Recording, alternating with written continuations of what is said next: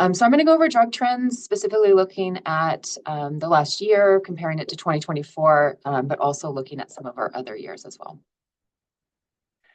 So just as a reminder, we are the regional crime laboratory. So we service the sheriff's department, as well as some contracted cities like Oceanside and Chula Vista, El Cajon, as well as CHP. We cover our federal lands, NCIS, and then the colleges and universities. So the data I present today incorporates all those places. It basically includes everybody but SDPD. Okay, over the years, this is just a look at the number of cases and items we've received, so that later the data kind of is reflective of the number of cases we've had. There was a dip in 2023. We had a mass exodus of retirement at the end of 2022. So casework has been the same. It's just the number of people that we've had on the bench working. We are slowly rebuilding our team. So you'll start seeing our numbers match up again, but you can see they kind of average around 2,000 to 2,500 a year for cases. As far as items, you can see each year the number is almost double, which basically says that each case we receive for drug analysis averages about 2 items. Most of those are 1 items, and then of course we get some with more for sales where we're up to 5 and 6 and 7, but averaging it's about twice as many items that we analyze a year. So of those items, what are we seeing? Looking specifically at the last 2 years, of course, methamphetamine is number 1, always has been, always will be. The thing I point out the most is fentanyl, as you can see, is our number 2 drug, and it has been for the last 2 years. Fentanyl is the largest drug we have seen near methamphetamine ever. Cocaine, heroin, THC, all those ones below, those stay about the same as far as proportion to methamphetamine, but fentanyl is slowly creeping up. It does contain about 20 to 30% of our casework. Just to note, the THC increase in 2024 was due to a large smoke shop project we had worked on with one of our task force here. So it's not completely reflective of what is in the community. It was more based upon a special project. Okay, looking specifically at fentanyl, again, comparing the items in the previous slide to the percentage of those items that contain fentanyl. You can see mathematically we've been about that 25% mark for the last 5 years or so. Obviously, the big increase was from 2020 to 2021. We don't see any sign of this slowing down at all. Where are we seeing our fentanyl seizures? This is from this past year. Again, the data does need some explanation. You see our largest contributor or largest customer is the San Diego Medical Examiner's Office.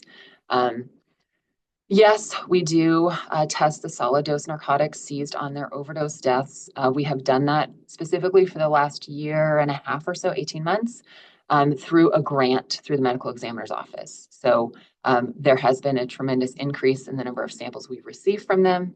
As they are from overdose deaths, more likely that they are to contain fentanyl and other drugs. So if we remove that, we're looking after that at El Cajon, PD, RJ Donovan, which is our state prison, as well as Chula Vista, so on and so forth. We're seeing an equal mix of powders and tablets. DEA kind of keeps better track of this as far as what is nationally being seen. But in San Diego, we really just kind of volley between the two.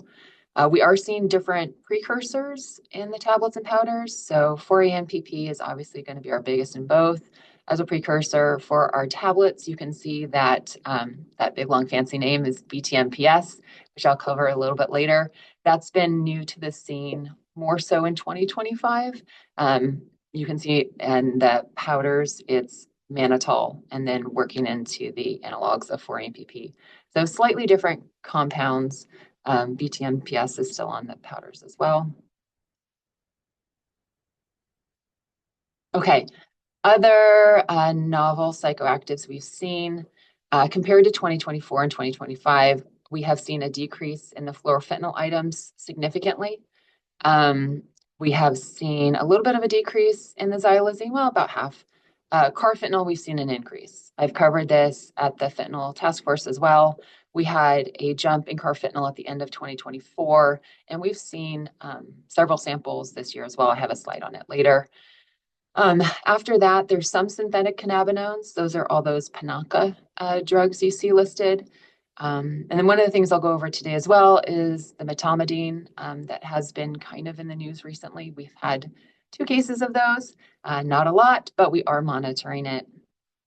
And these are kind of the trends we are seeing with our fentanyl. Metomidine, this has been in the news. It's been a really big problem in the Midwest, like very huge problem. And so it is the talk of the town right now in the drug world. We have not seen it on the West Coast in large quantities, but just to note that we are confirming it if we do see it, and we are able to detect it. So if it does start to rise in San Diego, we will know firsthand about it. Okay, so the 2 cases we had for metomidine this year were one from RJ Donovan, which is again our state prison, and it was soaked paper. So we test all of the jail mail for drug contents if they are suspected to have drugs. And this one was soaked, just kind of printer paper, a couple of sheets of it. It did also contain the synthetic cannabinoid that I mentioned earlier, MDMA or N-Panaka, which is really common in the jails. So that was what I would have expected. It was uncommon to see the metomidine. It was in a very large proportion, even though we don't quantify it. It was pretty heavy. So it didn't seem to be maybe a transfer issue or contamination issue. It did seem to be intentional. The seizure date on that was February of this year. The second case we had was out of a sheriff's station up here in Vista. It's our northern county area. It was a white powdery solid. It contained several things, as you see, but metomidine was one of them as well. With the acetaminophen and kind of this mishmash of things, BTMPS and the fentanyl, it was probably most likely a crushed pill, but as we got powder form, we were unable to really determine that. The seizure on that was June of this year, and this person was pulled over for expired tax. So both these cases weren't really from any sort of personal interaction or overdose or medical attention. They were just happenstance seizures. BTMPS is one of those precursors for the fentanyl we were seeing. We have seen a jump in 2025. As to note, all of the 2025 stats are up until November 30th. So they don't obviously incorporate all of the year, but the majority of the year. Okay, carfentanil. This is a list of the carfentanil cases we have had, or items, I should say. We've had 32 items containing carfentanil in a variety of forms. You can see that here. The blue round tablets, for the most part, is our translation to M30s. But it's been seen in a heroin type compound and white powder. We've also gotten some swabs and paraphernalia. If you kind of cross over to the station, you'll see that SDME again. That is the medical examiner's office. Often the items we receive from our overdose cases are residual or paraphernalia that we then swab. So a pipe found at the scene, or white powder on a book or a DVD case, that kind of stuff. So can't speak too much on the form of that, but we are seeing a lot of carfentanil. We had 11 of those cases in the last 2 months of 2024. And then in 2025, pretty consistently, we've had about 2 to 3 a month.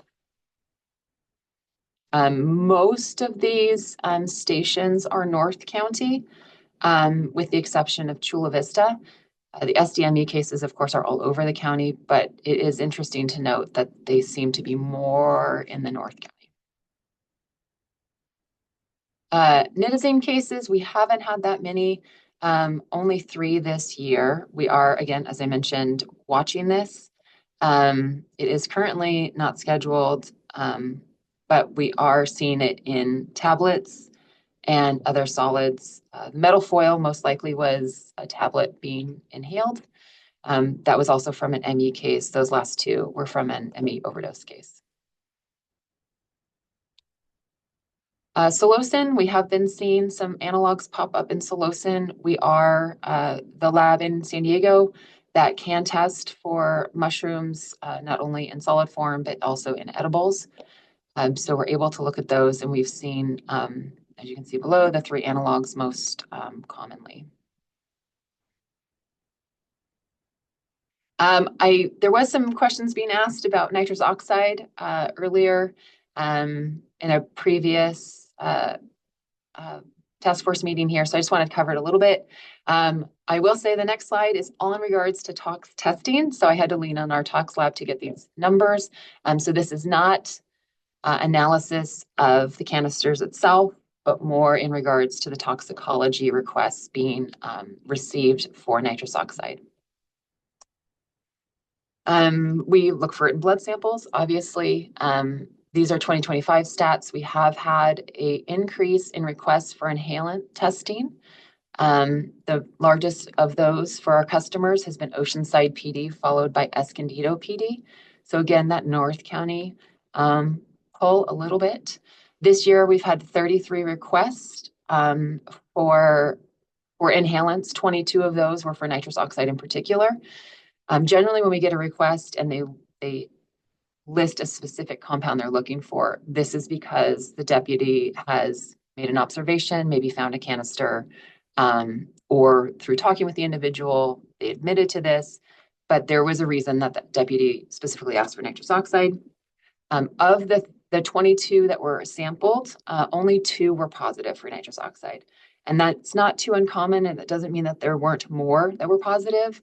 One of the issues with nitrous oxide, or really any inhalant, is it has a really short half-life, so your body eliminates it really quickly.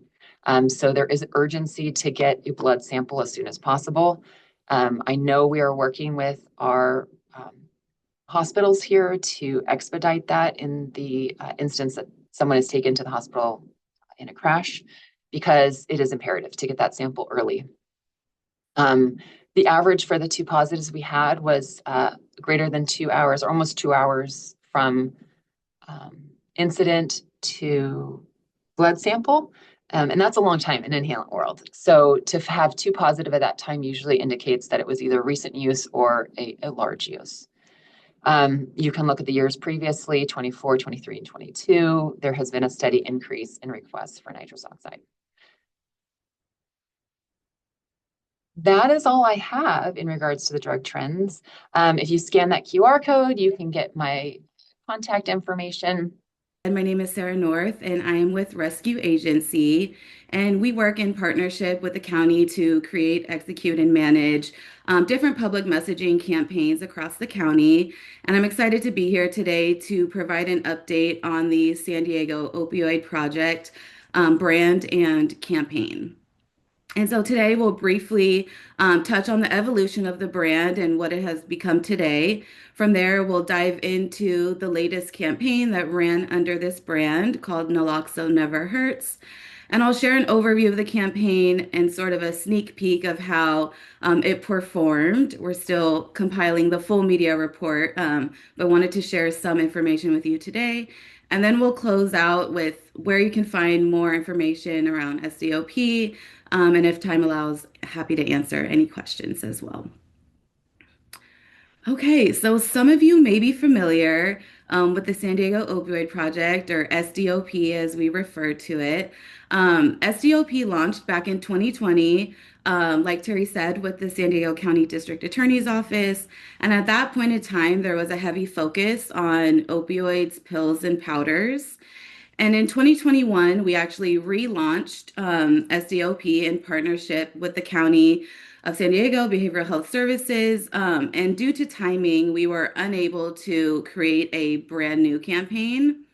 But the landscape had began to change. So we actually reran a previous campaign with some customizations to focus it more on fentanyl.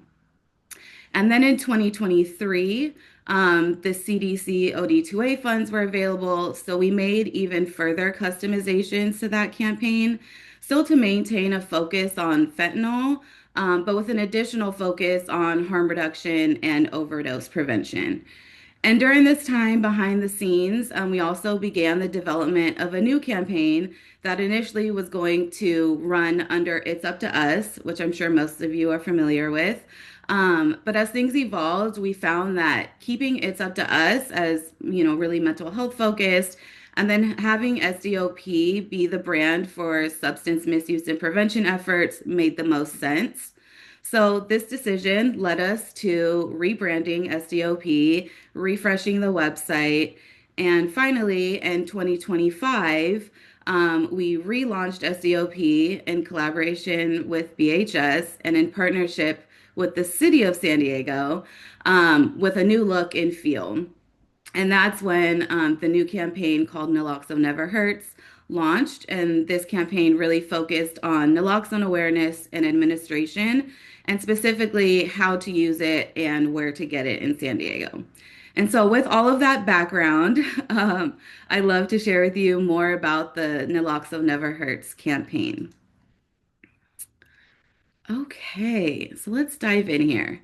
So this campaign was in market from July 2025 through October 2025, and the campaign targeted adults in the city of San Diego, ages 25 to 44, who are susceptible to substance use disorder. And since this effort, like I had said, was in partnership with the city of San Diego, you'll see the majority of the ad buys had a concentration in the city. But the objective of the campaign is to reduce the risk of fentanyl and opioid overdose by equipping our audience with harm reduction knowledge and tactics. And our goal was to empower our audience with the confidence to really take action and reduce overdoses. And the main message of this campaign was that naloxone saves lives, it's safe to use, and even if someone isn't sure if the other person is overdosing, to still give them naloxone.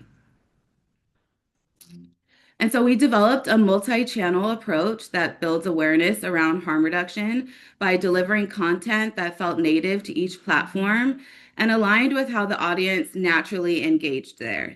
So the channels we activated included different out-of-home placements like billboards, posters, things like that. Had streaming audio spots. We were on connected TV, YouTube. We had display ads, and also on social media channels like Facebook, Instagram, and Reddit.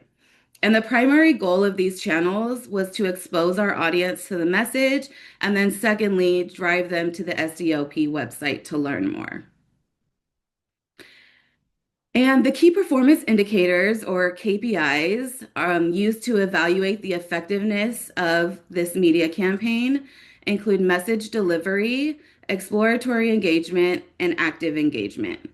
And the primary goal for this campaign was message delivery.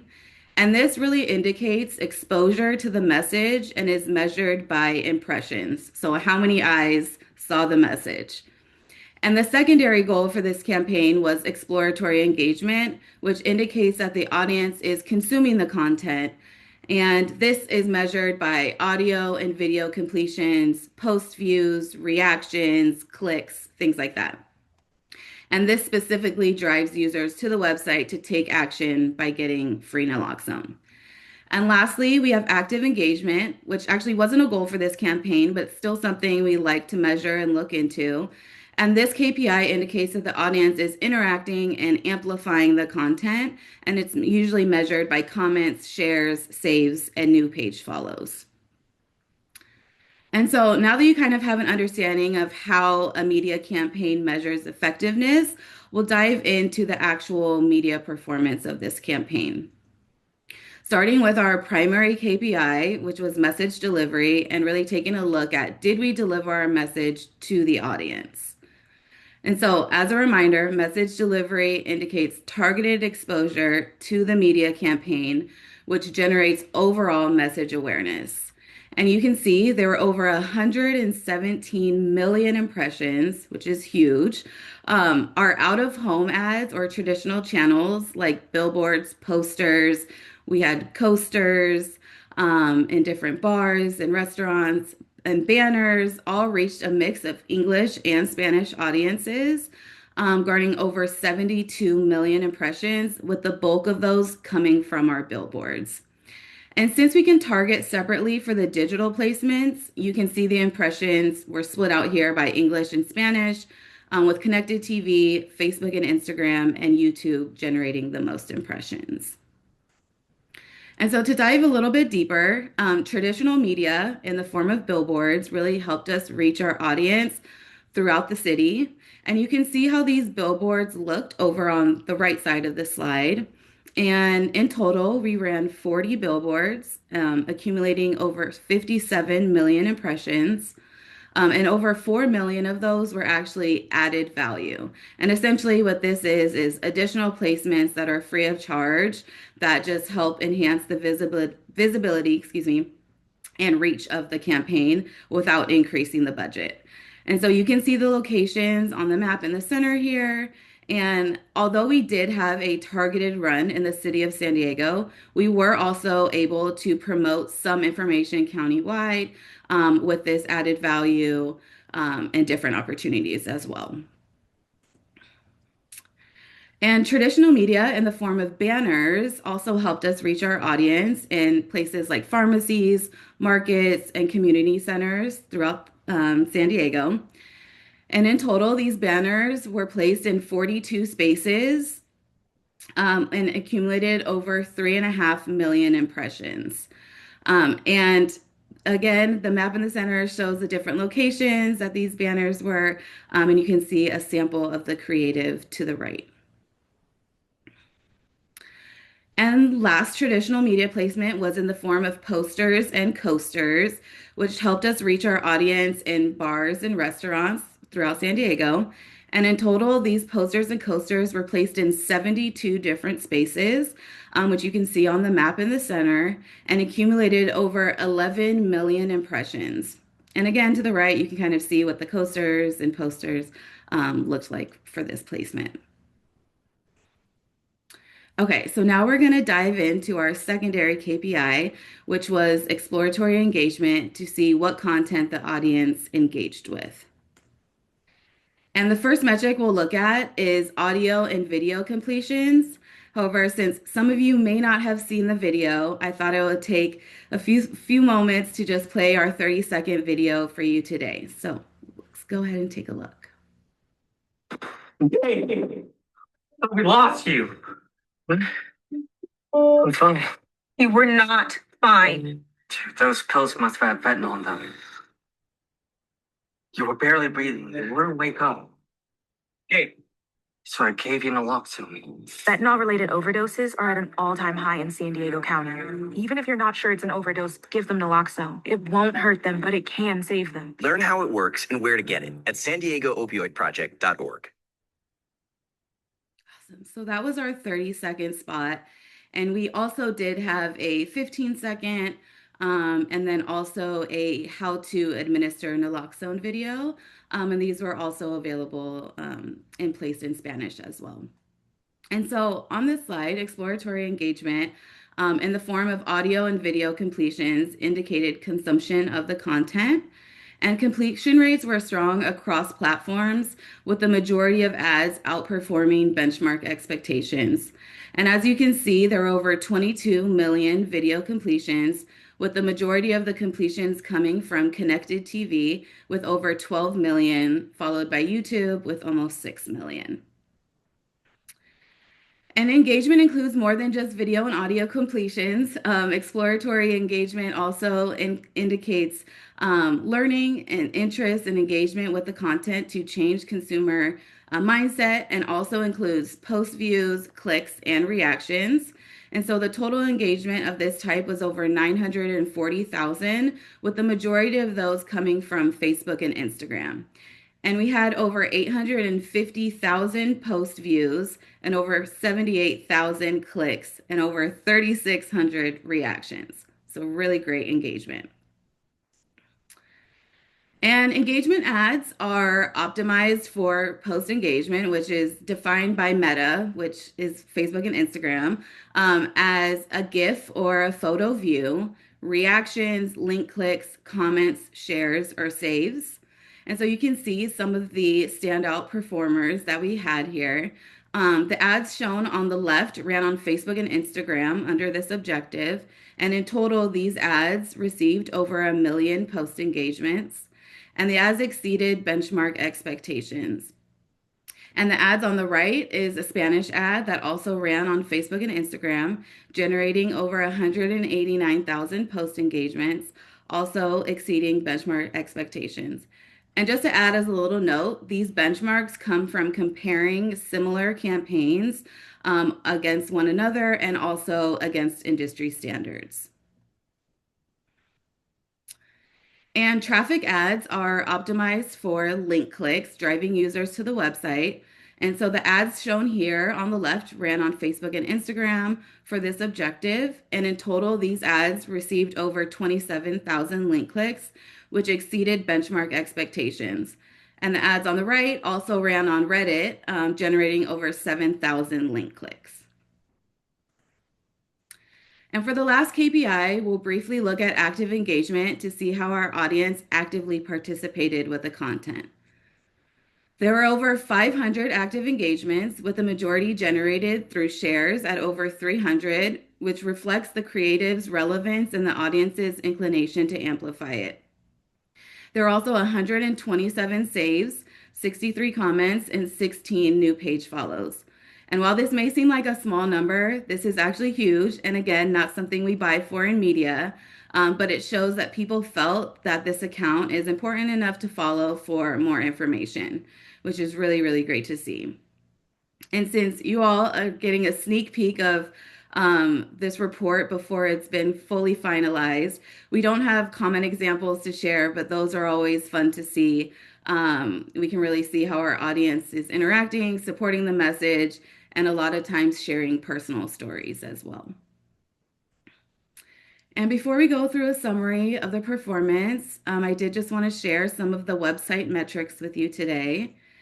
And so paid media ads drove to the SDOP website, which received over 76,000 sessions during the campaign flight from July through October, and an average engagement time of 21 seconds. And as you can see on the graph to the right, the most traffic came from Facebook and Instagram, which is Meta, with over 33,000 sessions. And although organic search generated just over 3,000 sessions, those folks spent an average of 58 seconds on the page. This is in line with what we would expect, as those who are searching this information are likely looking to read or learn more about the topic. And the second longest engagement time at 38 seconds came from those who were scanning QR codes on things like the posters, coasters, and different things that they saw out in the wild, as we like to call it. And to dive a little bit deeper, once folks did land on the website, there were over 27 unique clicks on a button to find naloxone, and over 200 unique clicks on a button to get test strips. And by unique clicks, I mean a single person clicked on that and not, the same person clicking over and over again. And so since this is the first run of this campaign, this will be really useful information that we'll use moving forward to see how future runs of this campaign compare.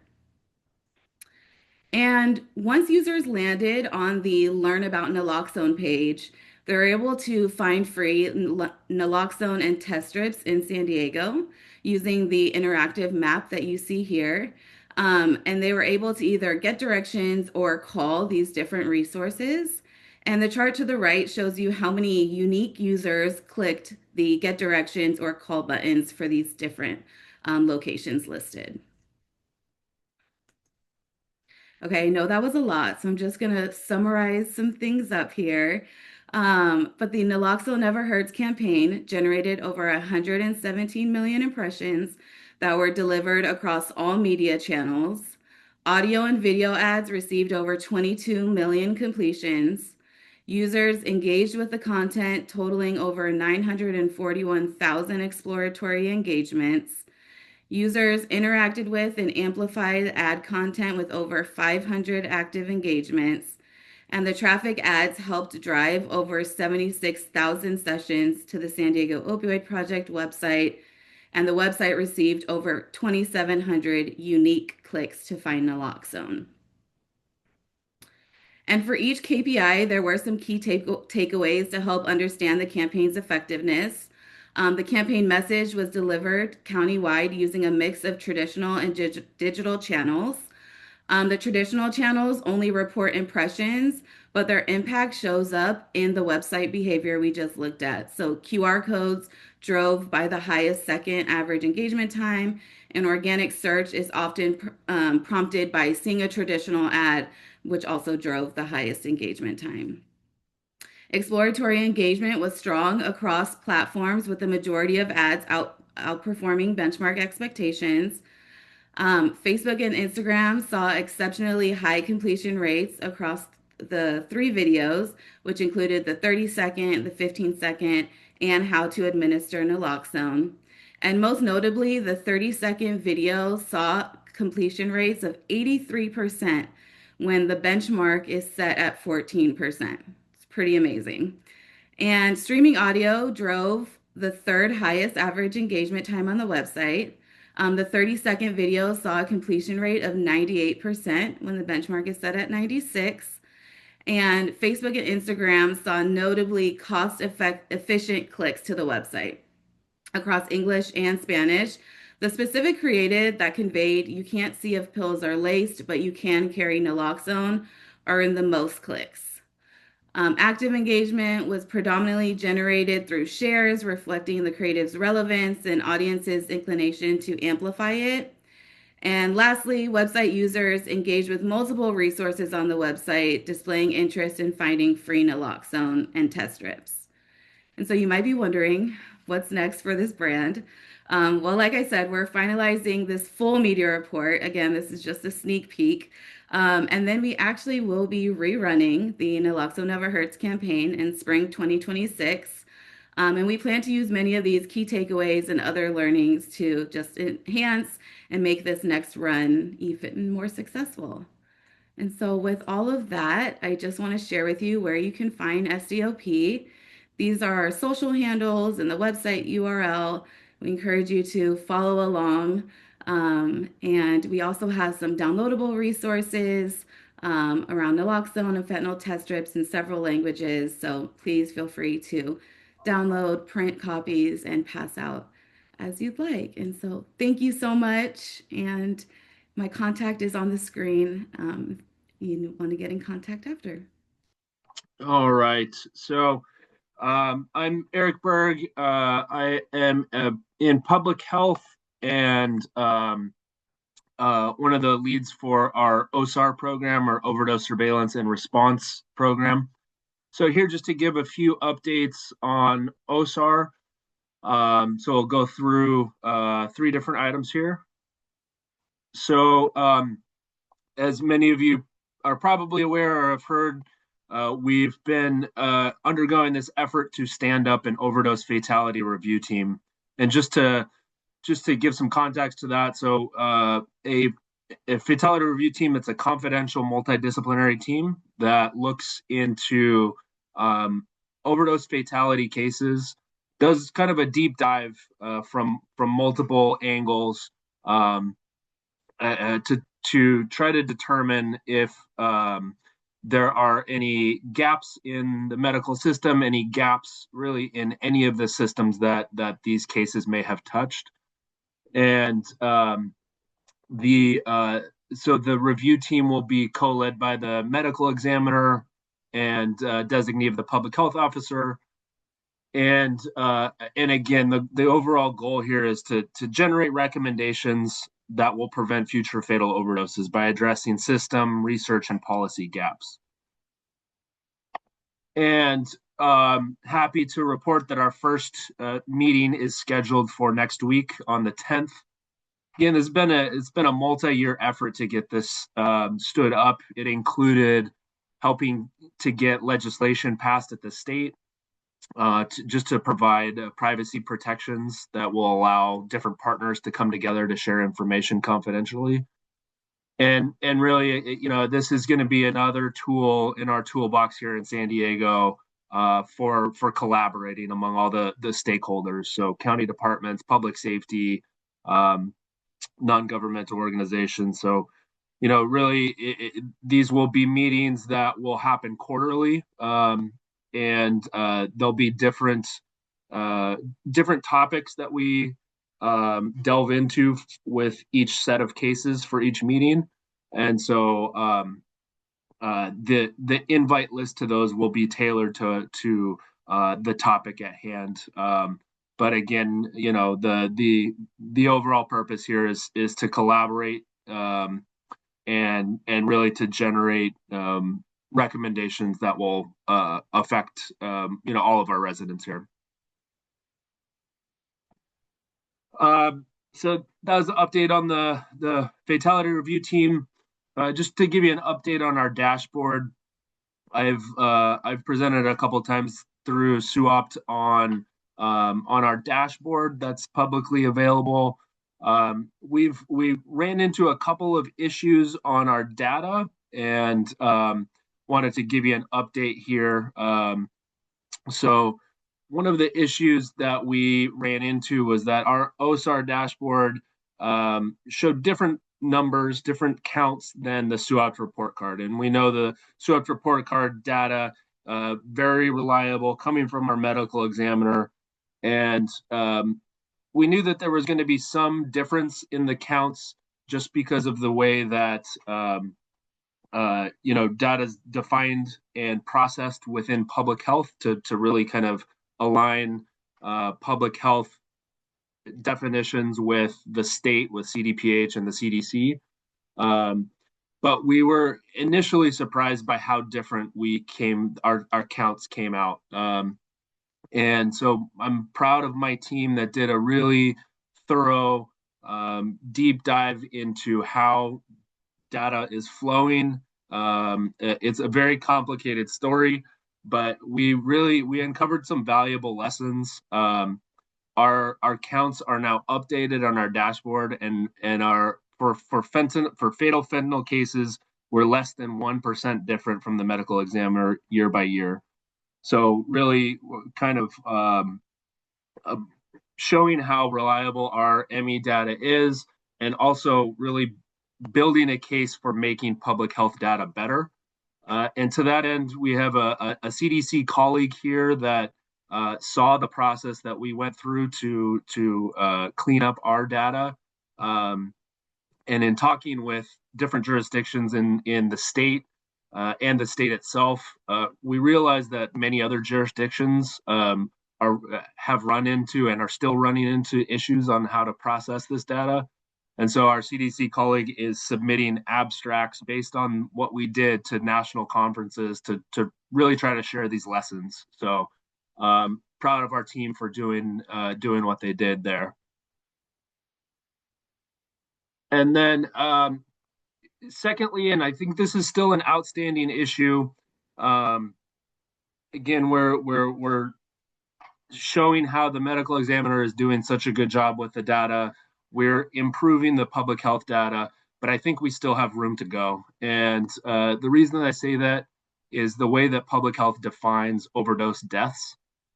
And this is really a definitional issue that starts at the CDC, is used by the state, and really how most of public health counts overdose deaths. There's a lot of words on this slide, but the bottom line is that overdose deaths for public health, the toxicity from the drug has to be the underlying cause of death or the primary cause of death.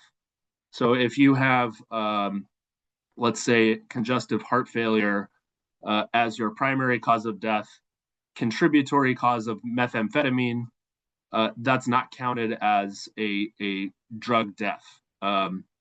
This is in contradiction to how we treat a lot of infectious disease. That same case that died from congestive heart failure, if the underlying contributory cause was COVID or influenza, those are counted as COVID or influenza deaths. So really, my opinion, there's not a good medical or scientific rationale that supports defining those differently. And so really our goal here is to try to more accurately capture the burden of drug deaths, of drug related deaths in San Diego County. And I think we have more work to do.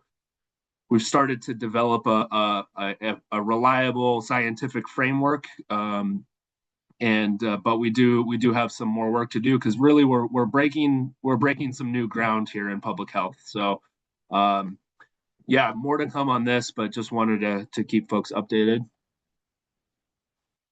And then lastly, we are the overdose surveillance and response program. So, and not the opioid surveillance and response program. So, really our focus is more than on just opioids.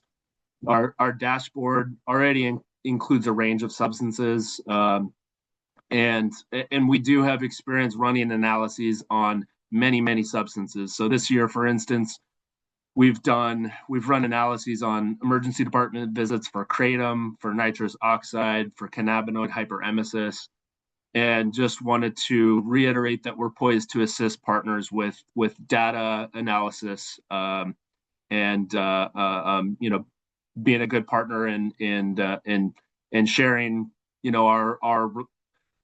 our data and our expertise in data analysis. So I'll leave it there.